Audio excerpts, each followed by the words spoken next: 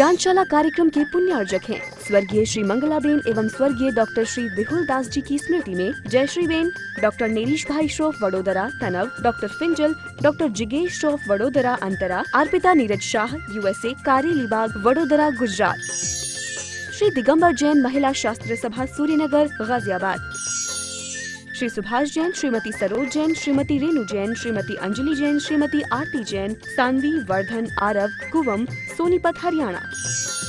मातुश्री निरंजनाबाई सरोदय की स्मृति में सौभाग्यवती सुनंदा सरोदय, धर्मपत्नी प्रोफेसर उमेश चंद्र सरोदय, माधुरी जैन, ताराचंद सरोदय, सौरभ, ऋतिका, पुष्पक, शैलेश, निशिगंधा, स्वस्तिक, स्प्रहा, नागपुर, महाराष्ट्र।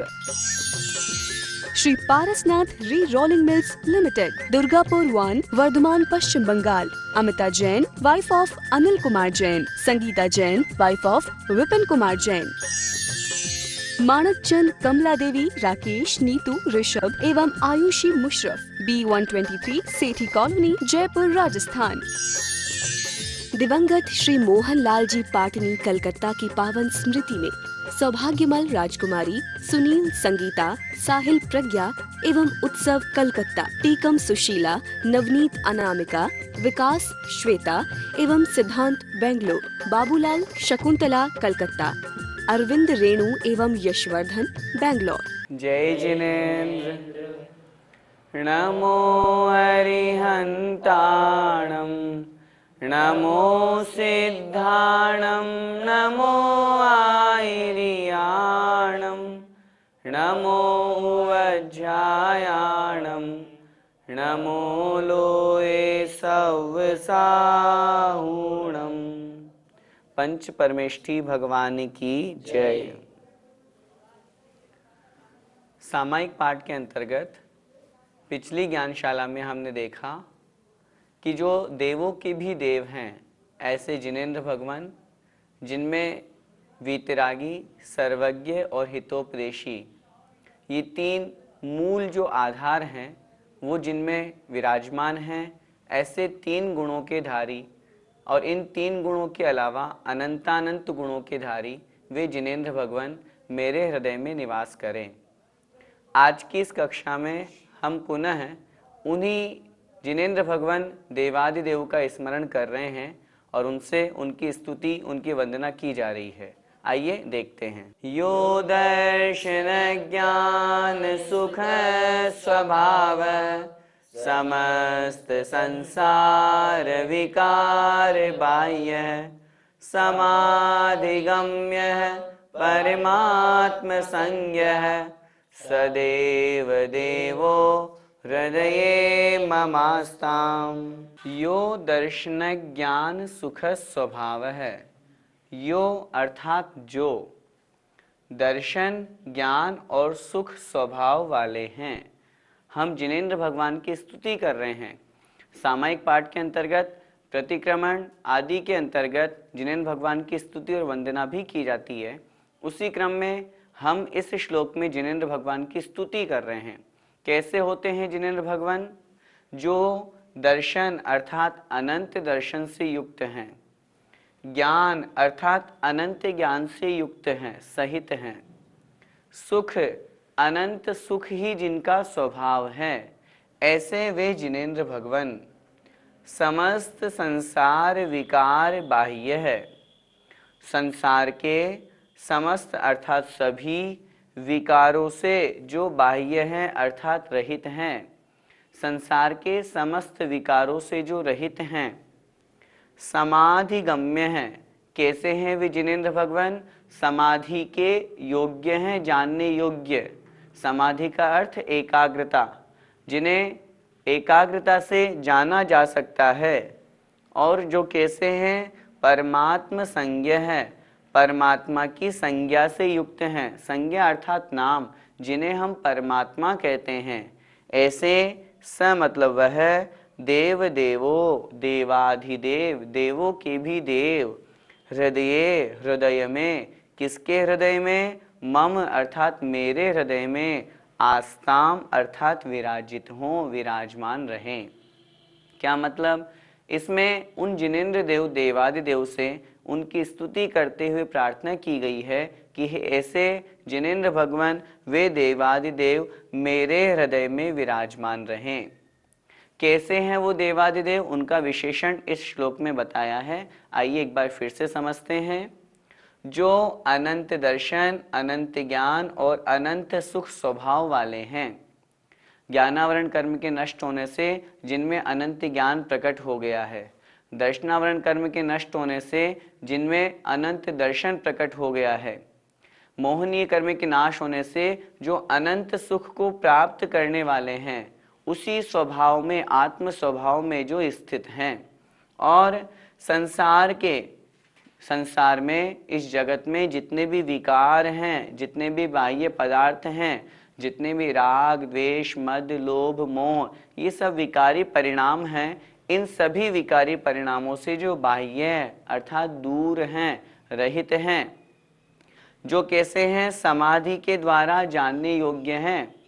अर्थात एक निश्चल स्थान पर बैठ करके हम यदि एकाग्र चित्त होते हैं तो उन जिनेंद्र भगवान को हम बहुत अच्छी प्रकार से जान सकते हैं, उनका ध्यान किया जा सकता है।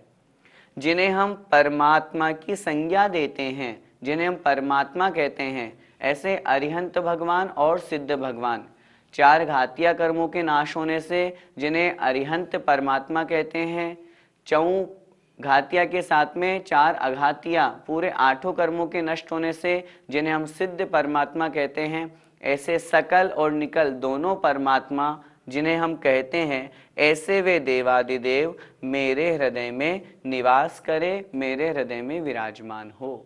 यहाँ पर समाधि गम्य से क्या समझना चाहिए? समाधि का तात्पर्य होता है एकाग्रता और गम्य का तात्पर्य होता है जानना चाहिए अथवा जानने योग्य, जिन्हें हम एकाग्रता से जान सकते हैं।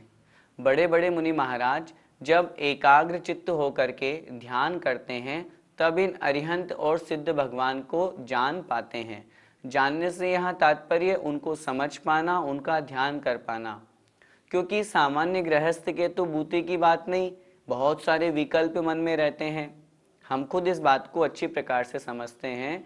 जब हम नमोकार मंत्र बोलते हैं अथवा पूजा पाठ करते हैं, कोई भी स्तुति वंदना करते हैं, तो उसमें हमारा मन कितना भटक जाता है, इधर उधर चला जाता है। आंख बंद करते ही तो हमें पूरा संसार नजर आने लगता है। इसलिए यहाँ उन परमात्मा को अपने हृदय में विराजमान करने के लिए आचार्य भगवान ने यहाँ एक विशेषण दिया, समाधि गम्य है।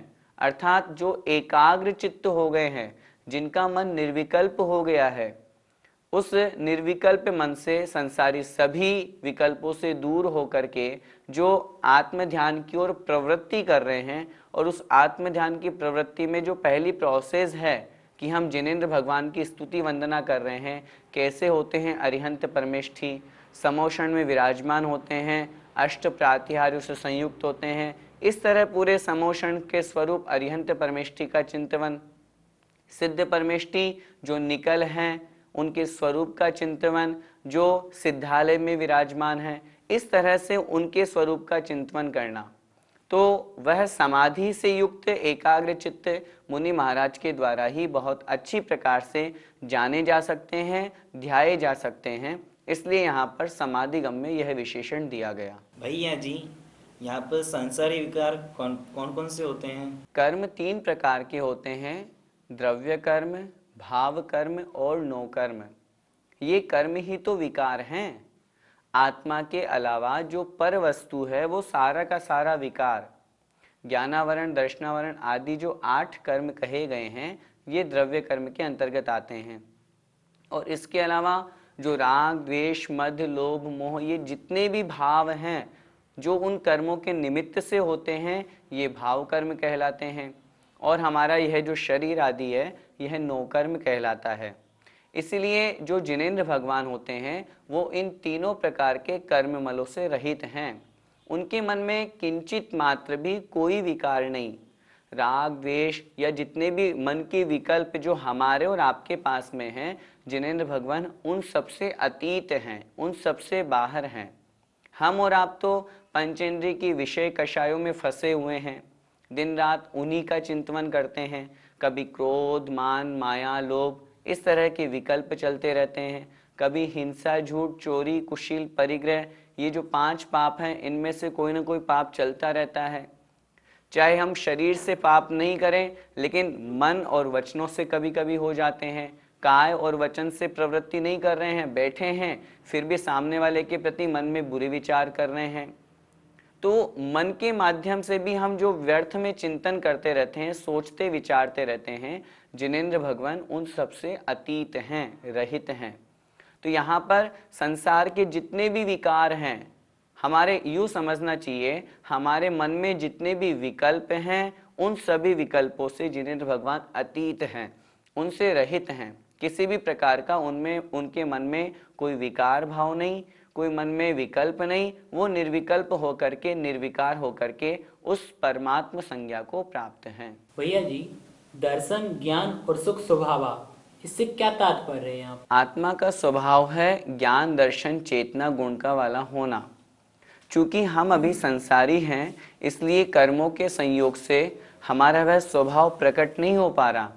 लेकिन जैसे ही जिनेंद्र भगवान अथवा उन कर्मों का नाश किया, तुरंत वह स्वभाव प्रकट हो गया।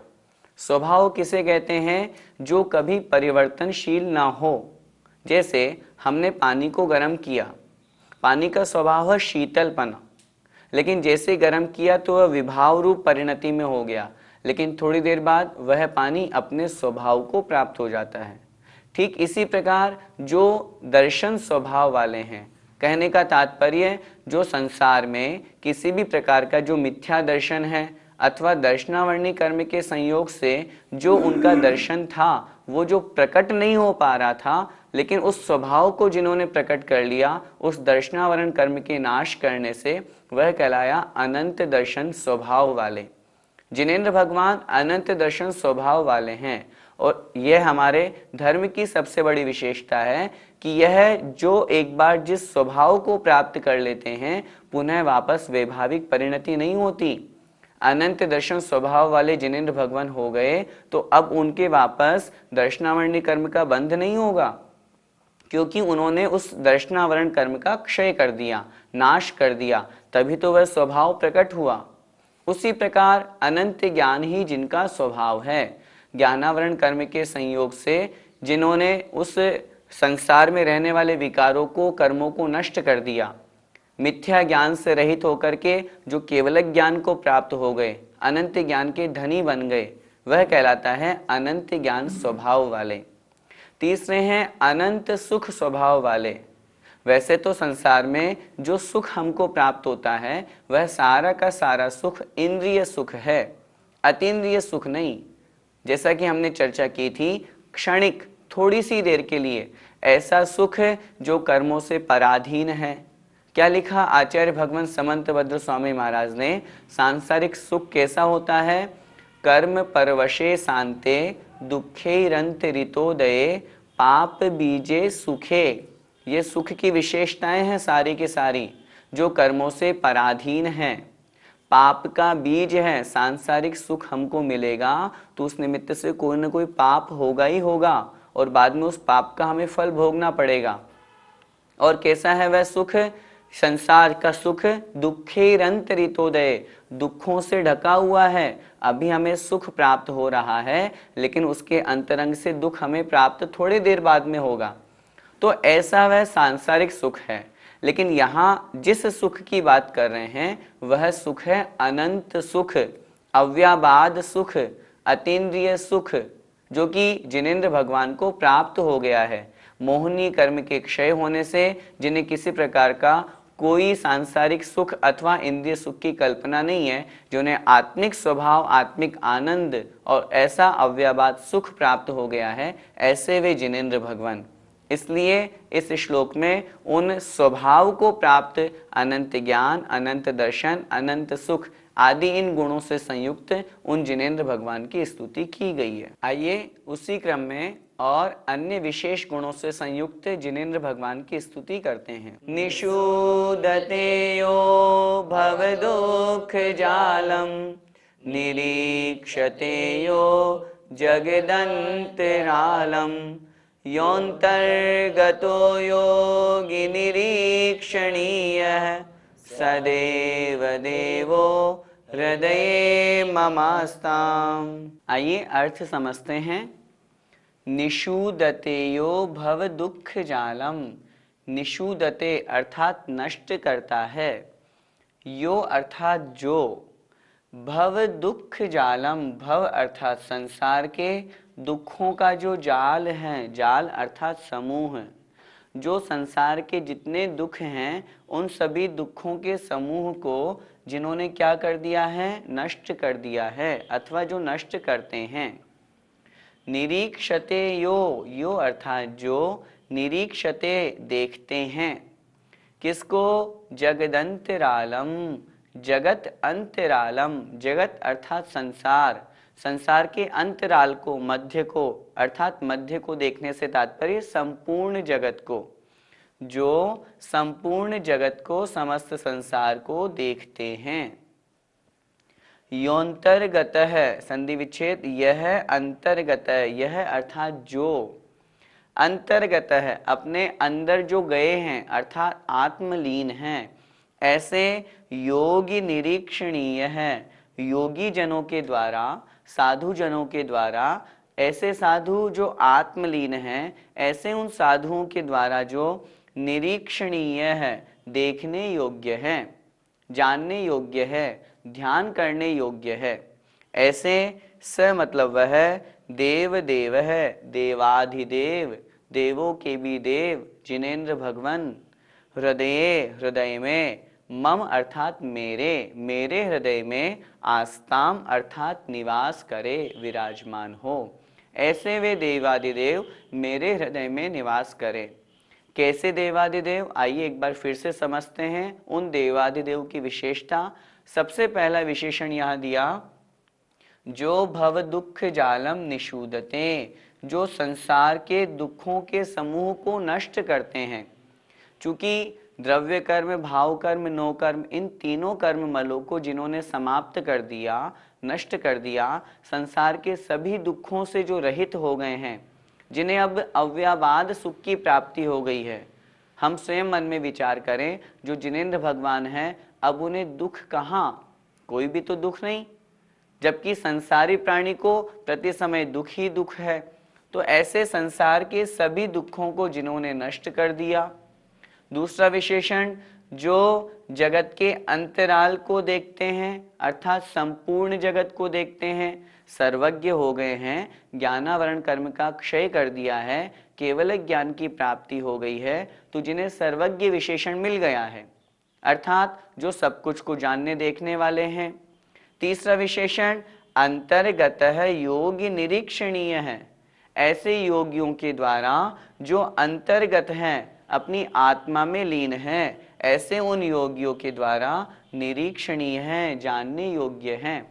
क्योंकि जब हम जिनेन्द्र भगवान का ध्यान करें तो हम तो तुरंत 1 मिनट हुआ नहीं कि हमारा मन विकल्प में चला जाएगा, लेकिन ऐसे योगी, ऐसे साधु जो आत्मा की तरफ बढ़ रहे हैं, आत्मा में लीन हो रहे हैं, जब तक वो शुद्धोपयोग की परिणति तक नहीं पहुंचे, उससे पूर्व की अवस्था में आत्मा में लीन होकर के वो इन जिनेन्द्र भगवान का ध्यान करते हैं, इन जिनेन्द्र भगवान का स्मरण करते हैं, उनको, उन जिनेन्द्र भगवान को देखते हैं।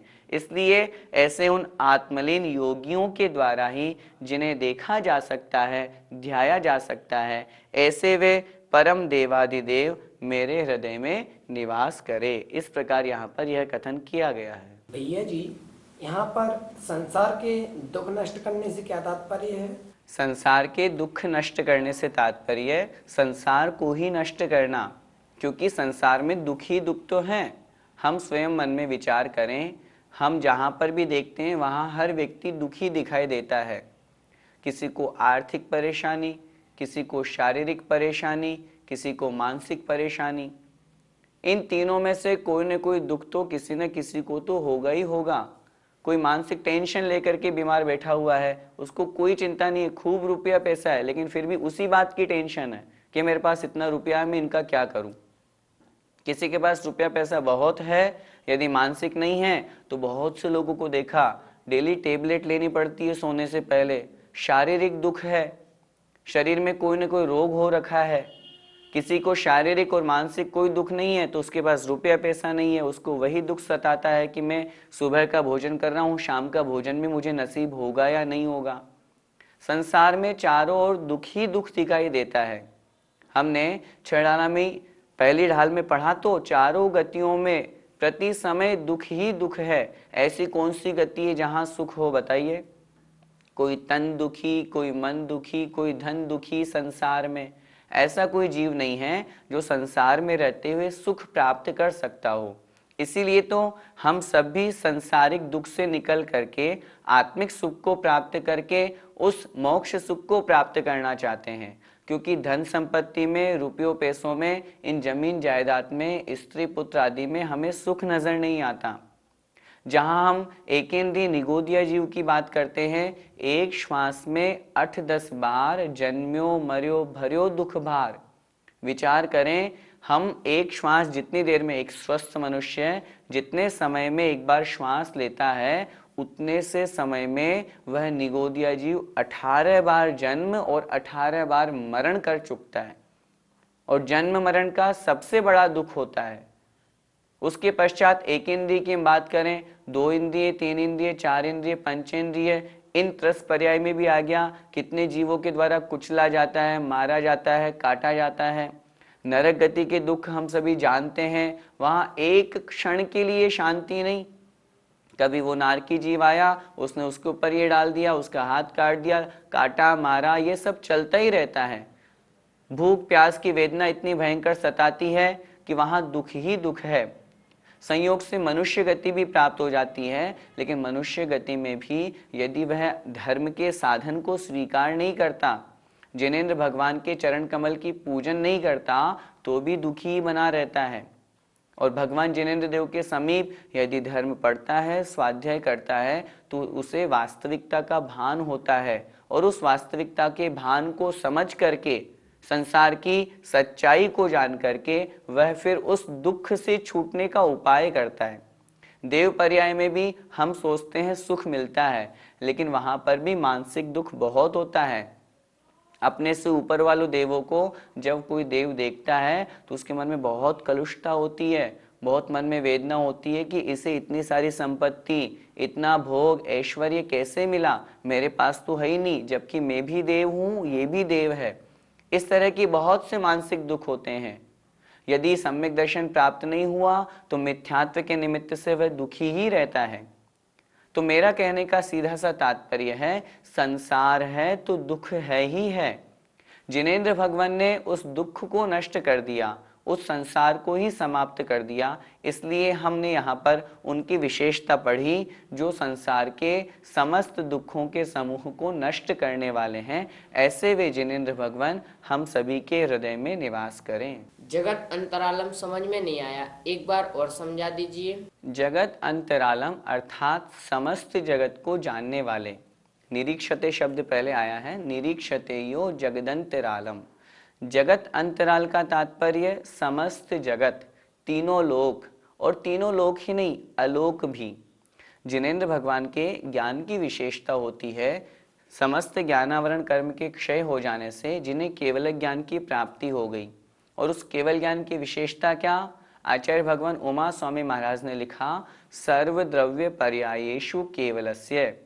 जो समस्त द्रव्यों को जानते हैं और समस्त द्रव्यों की, उनकी जो भूतकाल की, भविष्यत काल की, अनंतानंत और वर्तमान की समस्त पर्यायों को जो जानने वाला है, ऐसा वह केवल ज्ञान होता है।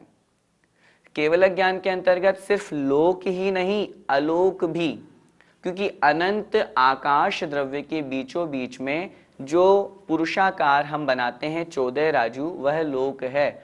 उस लोक के अंतर्गत ही 6 द्रव्य है। उस लोक के बाहर अनंत आकाश है। उस अनंत आकाश को भी वे जिनेंद्र भगवान, केवली भगवान जानते हैं। इसलिए यहाँ पर मध्य भाग को जानने से तात्पर्य देकर के जो समस्त को जानते हैं, इस प्रकार की चर्चा की गई है। तो यहाँ इस जगत अंतरालम से हमको यह समझना चाहिए कि जो लोक अलोक के अलावा समस्त को जानने वाले हैं, सर्वज्ञ हैं, सर्वदर्शी हैं, सर्वद्रष्टा हैं, ऐसे वे जिनेंद्र भगवान। जय जिनेंद्र। ज्ञानशाला कार्यक्रम के पुण्य अर्जक हैं स्वर्गीय श्री मंगलाबेन एवं स्वर्गीय डॉक्टर श्री विहुल दास जी की स्मृति में जयश्री बेन, डॉक्टर नेरीश भाई श्रोफ वडोदरा तनव, डॉक्टर फिंजल, डॉक्टर जिगेश श्रोफ वडोदरा अंतरा, अर्पिता नीरज शाह USA, कारेलीबाग वडोदरा गुजरात। श्री दिगंबर जैन महिला शास्त्र सभा सूर्यनगर गाजियाबाद। श्री सुभाष जैन, श्रीमती सरोज जैन, श्रीमती रेणु जैन, श्रीमती अंजलि जैन, श्रीमती आरती जैन, सानवी, वर्धन, आरव, कुवम, सोनीपत हरियाणा। मातुश्री निरंजनाबाई सरोदय की स्मृति में सौभाग्यवती सुनंदा सरोदय, धर्मपत्नी प्रोफेसर उमेश चंद्र सरोदय, माधुरी जैन, ताराचंद सरोदय, सौरभ, ऋतिका, पुष्पक, शैलेश, निशिगंधा, स्वस्तिक, स्प्रहा, नागपुर, महाराष्ट्र।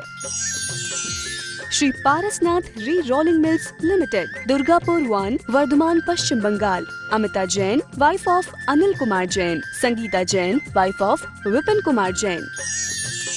मानक चंद, कमला देवी, राकेश, नीतू, ऋषभ एवं आयुषी मुशरफ, B123, सेठी कॉलोनी, जयपुर, राजस्थान। दिवंगत श्री मोहन लाल जी पाटनी, कलकत्ता की पावन स्मृति में सौभाग्यमल राजकुमारी, सुनील, संगीता, साहिल, प्रज्ञा एवं उत्सव कलकत्ता, टीकम सुशीला, नवनीत अनामिका, विकास श्वेता एवं सिद्धांत बेंगलोर, बाबूलाल शकुंतला कलकत्ता, अरविंद रेणु एवं यशवर्धन बेंगलोर।